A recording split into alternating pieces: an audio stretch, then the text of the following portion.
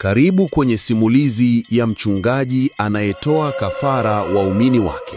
Kijiji cha Mwangaza, kijiji kilichosahaulika, kilichokuwa kimejaa imani na hofu kwa wakati mmoja.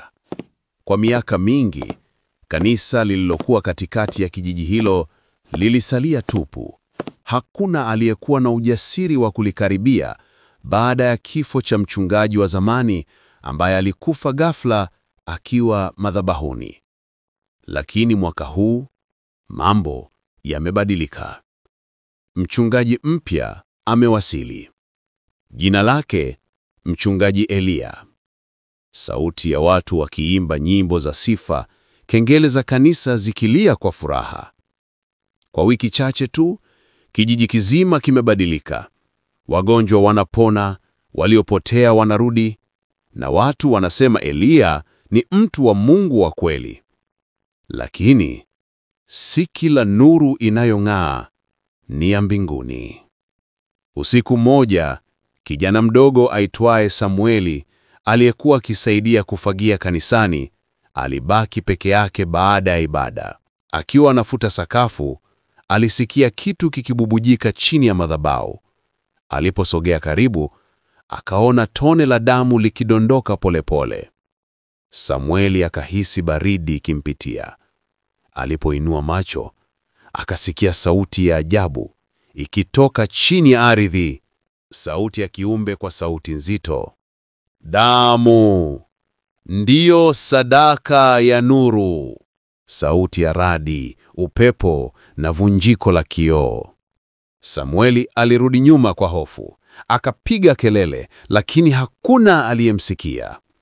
Siku iliyofuata, kijiji kizima kilishtuka. Samueli alipotea. Hakuna aliyejua alikoenda. Sauti ya mazungumzo ya waumini wakiongea polepole. Labda alitoroka. Labda alilaaniwa. Mchungaji Elia hakutaka mtu azungumzie jambo hilo. Aliwaambia watu waendelee kumwabudu Mungu, kwamba kijana huyo ameitwa na Mungu kufanya kazi nyingine.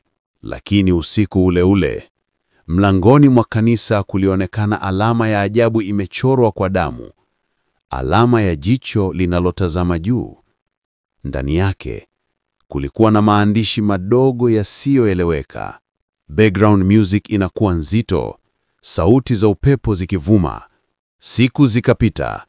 Mchungaji aliendelea na kazi yake, lakini mtu mmoja, Mama Nuru, alianza kuhisi kuwa kitu hakiko sawa.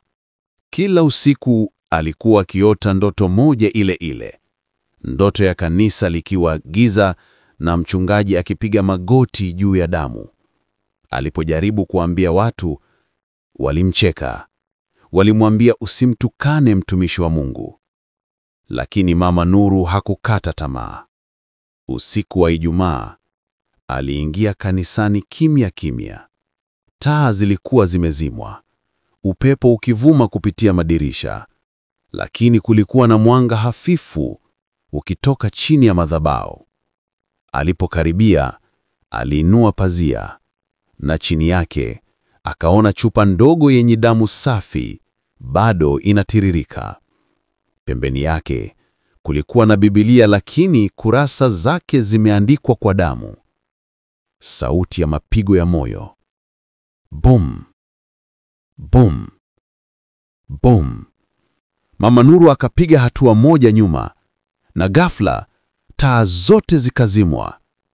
Giza likatawala. Sauti ya mchungaji ikasikika taratibu kutoka gizani. Mchungaji Elia kwa sauti tulivu lakini akitisha. Umeingia mahali pa siri za Mungu, Mama Nuru. Sauti ya kelele kali ya mwanamke ikipiga kelele, alafu kimya cha sekunde 5. Asubuhi yake, Biblia ya Mama Nuru ilipatikana mezani mwa madhabahu, ikiwa imelowana damu. Lakini mwili wake hukupatikana. Watu wa kijiji walisema ni mapenzi ya Mungu.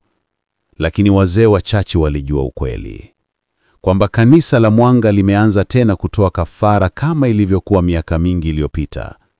Na nyuma ya madhabahu, Mchungaji Elia alikuwa anatazama damu ikitiririka, akitabasamu kwa upole.